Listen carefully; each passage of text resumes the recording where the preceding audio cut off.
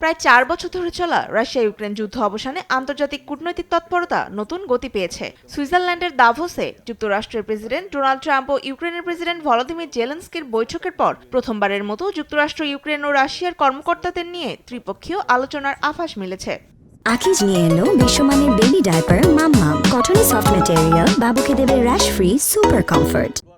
বৃহস্পতিবার সুইজারল্যান্ডের দাভোসে world economic ফোরামের বৈঠকে দেয়া এক বক্তব্যের পর ইউক্রেনের প্রেসিডেন্ট ভলোদিমির জেলেনস্কি জানান, দীর্ঘদিন ধরে আলাদা আলাদা আলোচনা চললেও এবারই প্রথম 3 পক্ষ এক টেবিলে বসতে যাচ্ছেন।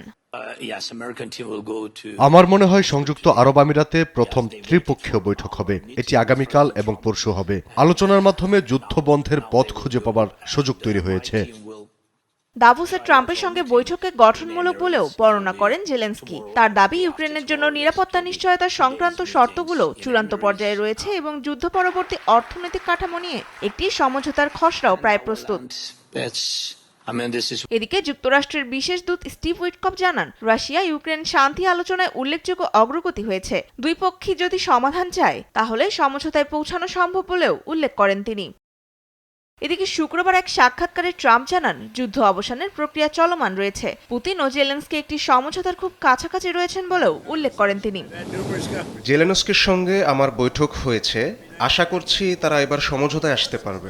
অনেক প্রাণহানি হয়েছে এ যুদ্ধে। সামনের বৈঠকে দুই পক্ষের মধ্যে আলোচনা হয়ে যুদ্ধের শেষ হবে, এটাই আশা করছি।